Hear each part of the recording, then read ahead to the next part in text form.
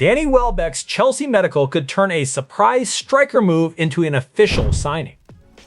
Tablo Sports has Chelsea's senior gamble, Liverpool's Barcola battle, and Savinho's Tottenham interest. The medical comes first, because Welbeck still isn't a Chelsea player yet.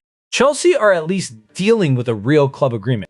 Liverpool's next headline has the player apparently leaning one way, while Paris Saint-Germain still controlled the price tag. Danny Welbeck given permission for Chelsea medical as move moves closer. Danny Welbeck has permission to complete a Chelsea medical after Chelsea agreed an undisclosed fee with Brighton. The move isn't official yet, and the medical is the next gate. Chelsea are choosing proven Premier League experience while supporters wonder what it means for younger forwards. Danny Welbeck has permission to undergo a medical at Stamford Bridge after Chelsea agreed an undisclosed fee with Brighton. He's got 1 year left on his Brighton contract, so Chelsea have moved quickly before this becomes a late window scramble. The paperwork still matters. This isn't a free transfer, and Welbeck isn't a Chelsea player yet. The medical and formal completion have to happen first. Still, the direction is clear. Chelsea want a striker who knows the league, can contribute immediately, and won't need a 6-month translation course. The debate's fair. Welbeck could add reliable short-term experience, but his arrival may also reduce opportunities for younger forwards. Chelsea have chosen certainty for one position while the squad-building argument keeps running underneath the deal. Danny Welbeck's medical gives Chelsea a concrete step. Liverpool's Bradley Barcola story has the player leaning one way, but the clubs are still arguing over the money. Bradley Barcola verbally agrees Liverpool move, but clubs remain apart on valuation. Bradley Barcola has reportedly verbally agreed to join Liverpool, but Paris Saint-Germain and Liverpool remain apart on his valuation. That gives Liverpool encouragement without giving them a completed transfer. The next test is whether Liverpool can turn player agreement into a club agreement before the asking price kills the deal. This is the classic halfway house transfer. Barcola is still a Paris Saint-Germain player, and the reported verbal agreement only settles his preference, not the fee between the clubs. Liverpool supporters can enjoy the signal cautiously. The winger reportedly wants the move, but Paris Saint-Germain's valuation remains the hard barrier, with Real Madrid also mentioned in the report. That price gap matters. Liverpool may have won the player before winning the negotiation, and those are very different victories in the transfer market.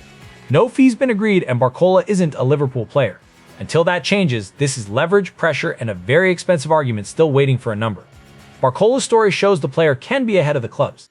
Savinho's situation asks a different question. Would Manchester City even allow a domestic rival to offer him the minutes he wants?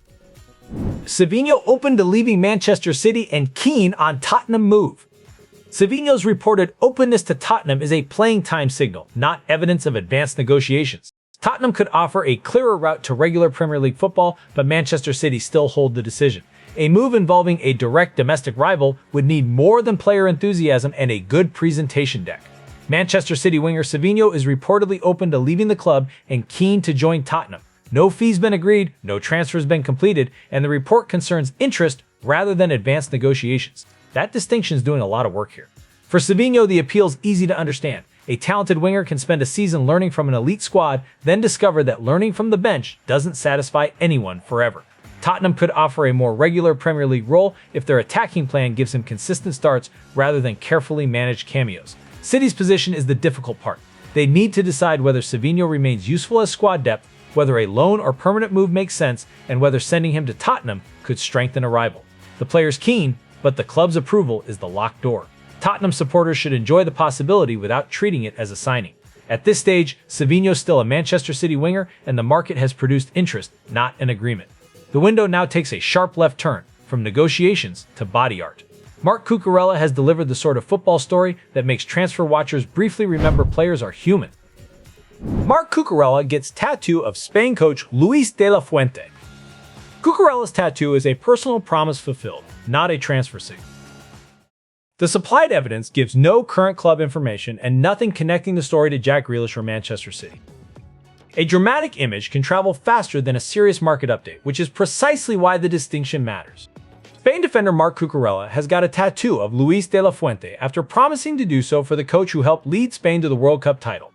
It's a strange little story, but it's also a clean reminder that not every football headline contains a hidden transfer message. There's no supplied evidence linking Cucurella's tattoo to a club move, and there's no basis here for assigning him a current club. The story also has nothing to do with Jack Grealish or Manchester City, despite the Focus notes warning against that connection. A tattoo isn't a coded contract. Sometimes a player makes a promise and then keeps it. That matters because transfer coverage can turn ordinary football life into a market conspiracy. A player leaves a tour, changes an agent, follows a club account, or gets a tattoo, and suddenly the internet's prepared the announcement video. Cucurella's story is much simpler. He promised a tattoo, and now he has one. From a promise etched in the skin to a major career decision, John Stones' next step carries far greater tactical weight. Inter are closing in, but the final word still hasn't arrived. John Stones poised to complete free transfer to Inter after leaving Manchester City. Inter would be adding experience and defensive intelligence without paying a transfer fee. Stones' fitness and availability are the obvious risk, because reputation can't defend a back three from the treatment room. Manchester City lose a flexible defender if the move's completed, even though no fees coming back. John Stones left Manchester City in June, and Inter are closing in on signing him as a free transfer. The move is described as poised, but it isn't officially complete, so Stones shouldn't be called an Inter player yet. Inter would be betting on a defender who's operated across the backline and in midfield, with the technical quality to step into possession and the experience to handle high-pressure matches. That's a useful profile for a club that values defenders who can read the game before danger becomes obvious. The risk's just as clear. Fitness and availability have been major parts of the conversation around Stones, and a free transfer doesn't remove those concerns. It only removes the transfer fee. Inter would still need him available often enough for the move to shape the team rather than decorate the squad list. Manchester City would lose experience without receiving a fee, assuming the transfer is completed. That could be sensible squad turnover, or it could look painful if injuries arrive and the defense suddenly needs the player who is allowed to walk away. Stones' proposed free move is about what a club gives up. Chelsea's wider rebuild is about what a manager wants the squad to become, and Danny Welbeck now sits inside that conversation. Xabi Alonso's Chelsea rebuild explained through lessons from Leverkusen. Sky Sports is examining whether Xabi Alonso's success at Bayer Leverkusen offers clues to Chelsea's recruitment plans. The lesson's about clear roles and squad balance, not copying one successful team by collecting familiar names. Reports mention Danny Welbeck and Jordan Henderson, but neither should be treated as a confirmed signing beyond Welbeck's agreed fee and scheduled medical. Xabi Alonso's Bayer Leverkusen success gives Chelsea a recruitment reference point, not a ready-made instruction manual.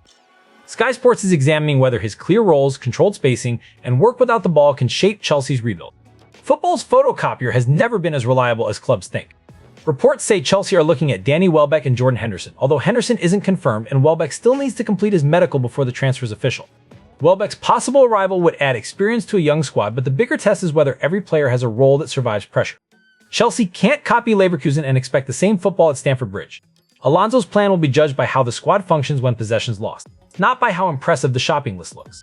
Chelsea's Welbeck decision is about proven experience.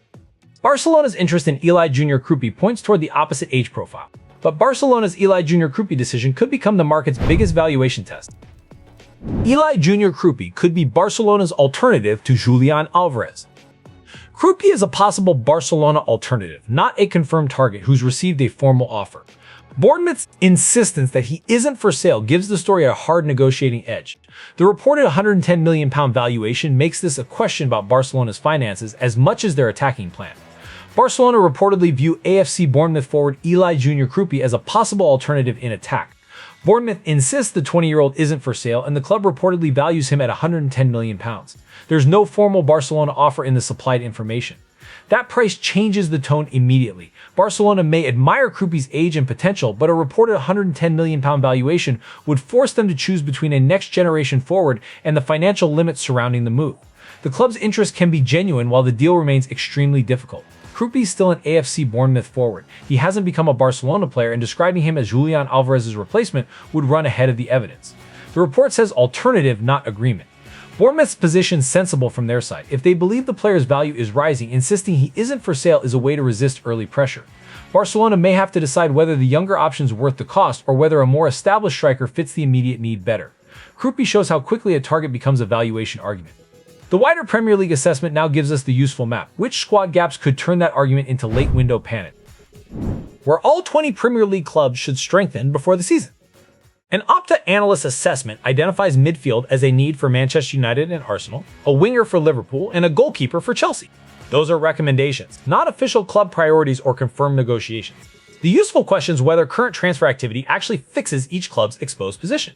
The Opta analyst assessment covers all 20 Premier League clubs and turns squad weaknesses into a late window watch list.